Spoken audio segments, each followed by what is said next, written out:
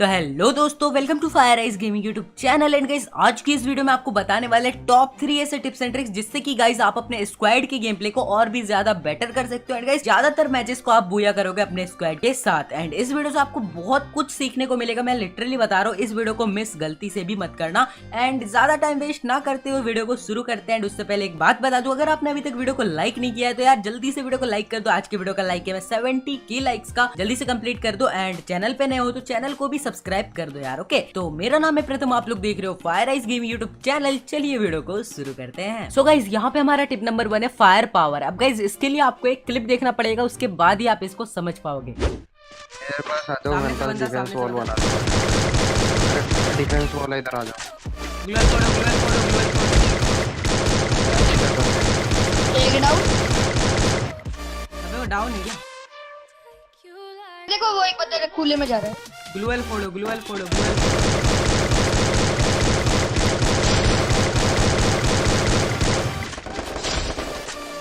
OP भाई, बहुत OP.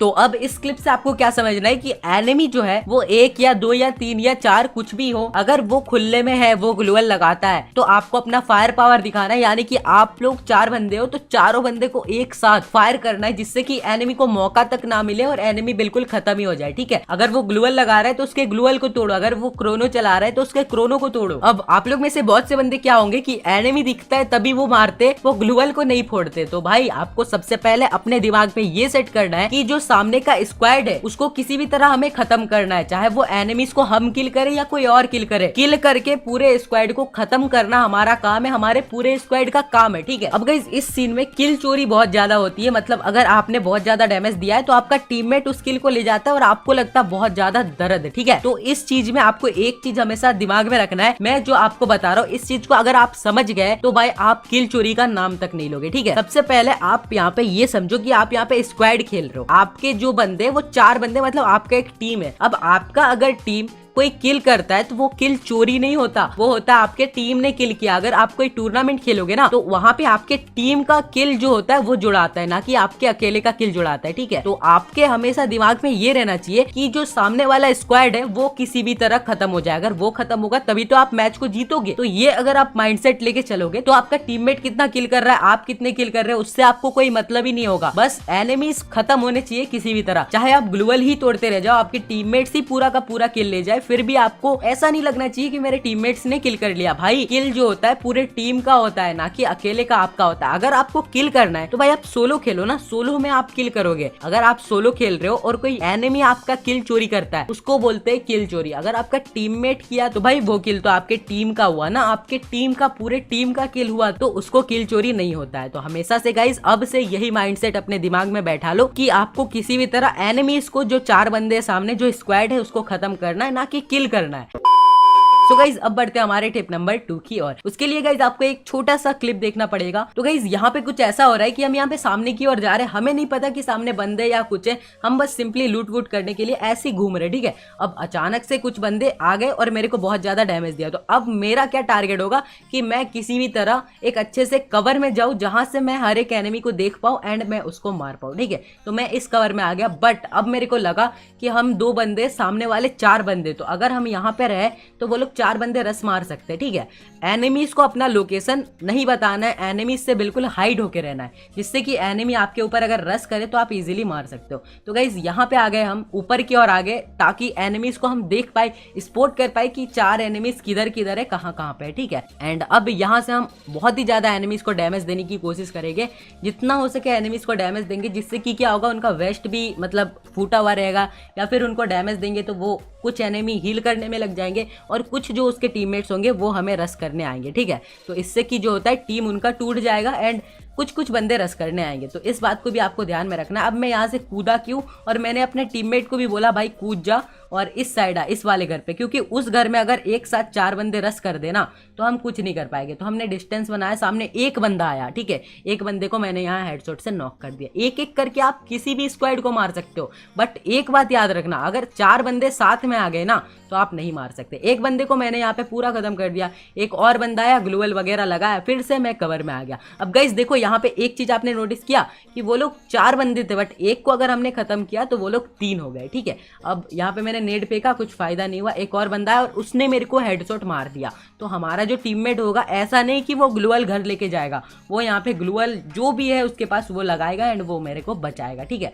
तो उसने मेरे को रिवाइव दिया। अब देखो वो एनिमीज क्या किए, नेड किए, इसको भी बहुत ज़्यादा डैमेज पड़ा, मैं भी बहुत ज़्यादा डैमेज दूँ, मेरा टीममेट भी बहुत ज़्यादा डैमेज है।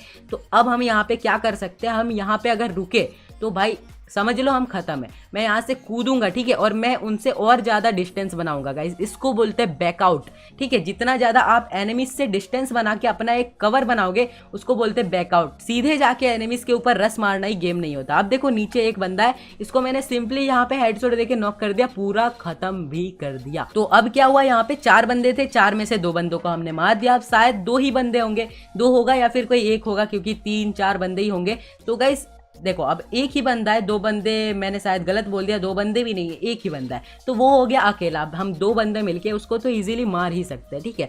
तो इस तरह से गाइस सिंपली जाके एनिमीज के ऊपर रस मार देना ही गेम नहीं होता। आपको थोड़ा सा दिमाग लगा के आप पीछे आओ, एनिमीज को मौका दो आपके ऊपर रस मारने का एंड आप कवर लेके उनको मारो, तो इसको बोलते गेम। कितनी आसानी से एक एक करके हमने एनिमीज को खत्म किया। ये देखो ये भी बहुत ज्यादा इसको डैमेज देने के बाद एक से एक गोली मारा और बंदा खत्म। तो इस तरह से हमने पूरे स्क्वाड को खत्म किया। तो अब इसमें बहुत से बंदे क्या करते, बंदा दिखा कि नहीं सीधे रस मारना स्टार्ट। आप रस मारोगे, आप 2 हो 3 हो 4 हो कुछ भी हो, वो लोग तो अपना कवर लेके अपना पोजीशन लेके आराम से बैठे, आप जैसे ही जाओगे वो तो आपको मार देंगे। बट एनिमीज को अपने ओर बुलाओ, आपको जैसे ही एनिमी दिखा सीधे घुस मत जाओ, आप एनिमीज को अपनी ओर बुलाओ जिससे कि वो लोग आएंगे एंड आप कवर लेके पोजीशन लेके बैठे होगे, इजीली आप एनिमी को मारोगे, ठीक है। टिप नंबर 3 है खासकर उन बंदों के लिए जो कि टूर्नामेंट खेलते या फिर ग्रैंड मास्टर के लिए रैंक को पुश करते या फिर उनको हर एक मैच बूया ही चाहिए होता है, तो उनके लिए ये टिप नंबर 3 बहुत ही ज्यादा काम में आने वाला है। उससे पहले मैं आपको एक छोटी सी चीज बता दूं, अगर गाइज आपको इसी तरह के और भी टिप्स एंड ट्रिक्स की वीडियोस चाहिए, स्क्वाड का या फिर टीम कोऑर्डिनेशन या फिर किसी भी तरह का टिप्स एंड ट्रिक्स चाहिए हेडशॉट से लेके ग्लूअल तक, तो गाइस आप हमारे चैनल को सब्सक्राइब कर सकते हैं। सब्सक्राइब करने के लिए नीचे आपको रेड कलर में एक सब्सक्राइब का बटन दिखेगा, उस सब्सक्राइब के बटन को प्रेस करके उसके बगल वाले नोटिफिकेशन बेल को प्रेस करके ऑल पे सेट कर दो, जिससे कि गाइस मैं ऐसे ऐसे वीडियोस जब भी अपलोड करूं आपके पास नोटिफिकेशन सबसे पहले पहुंच जाए, ओके। एंड इस वीडियो का लाइक एम हम रखते हैं 70K लाइक्स का। अगर 70K लाइक्स पूरे हुए तो इसका पार्ट 2 लाया जाएगा, जिसके अंदर आपको और भी बहुत सी चीजें सीखने को मिलेगी, ओके। तो अब बढ़ते हैं टिप नंबर 3 की ओर। अब आप इसमें भी एक छोटा सा क्लिप देखो हो क्या रहा है। यहाँ पे गाइस मेरा जो टीममेट है वो नॉक हुआ, ठीक है,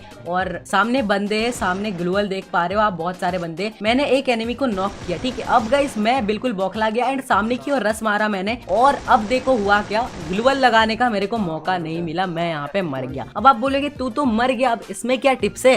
तो गाइस अब यहाँ पे अच्छे से आप देखो ये जो जोन है कितना ज्यादा छोटा है, बंदे जो है वो भी 7-8 है, ठीक है। मतलब आप लोग यहाँ पे ये सोच लेते हो कि लास्ट जोन है, मतलब सामने वाले बंदे को हमने मार दिया, खत्म। भाई यहाँ पे अगर मैं इस घर के अंदर रहता, मैं अगर यहाँ से बाहर नहीं निकलता, क्या होता, मैं यहाँ पे बच जाता और हम लोग यहाँ पे कुछ कर पाते। इवन हमारे टीममेट्स ने ही बुइया दिला दिया, बट मैं बात की बोल रहा हूँ, अगर मैं यहाँ पे नहीं निकलता तो मैं यहाँ पे बच जाता, ठीक है। तो मैं आपको यहाँ पे यही बताना चाहता हूँ कि एंड जोन में कभी भी अपना कवर अगर आपने छोड़ा तो भाई आप खत्म हो, ठीक है, क्योंकि किधर किधर से बंदे मारेंगे आपको ये भी नहीं पता चलेगा। यहाँ पे गाइस 0.001 सेकंड में मेरे को मारा गया, मैं समझ सकता हूँ उस दर्द को। तो एंड जोन में अगर आप अच्छे से खेल पाते हो तो ही आप मैच को बुइया कर पाओगे, क्योंकि स्टार्टिंग में तो आप लोग सर्वाइव भी कर सकते हो। अगर आप एक टूर्नामेंट खेल रहे हो या फिर आप ग्रैंड मास्टर के लिए पुश कर रहे हो तो आप स्टार्टिंग से लेके एंड तक सर्वाइव कर सकते हो, बट एंड जोन में आपको फाइट करना पड़ता है। एंड उसी फाइट में बहुत से बंदे बाहर निकल के फाइट करते, कवर से बाहर निकलते हैं, उनको मार दिया जाता है। फिर वो ग्रैंड मास्टर में रहते तो उनका माइनस लग जाता है, अगर वो टूर्नामेंट खेलते तो वो वहां पे भी एलिमिनेट हो जाते एंड बस खत्म, गया टाटा बाय बाय हो जाता है। तो गाइस इसलिए एंड जोन को बहुत ही ज्यादा ध्यान में रखना। और हाँ एक और चीज कि यहाँ पे मैं बाहर निकला, मैं मरा, ठीक है। अब ये गलती मैं चाहता तो आप लोगों को नहीं दिखाता, आप लोग बोलोगे कि प्रथम भाई बाहर निकल के मर गए, बट गाइज मैं यहाँ पे क्यों दिखा रहा हूँ, क्योंकि इससे आप लोगों को सीख लेनी है। एंड गाइज मैं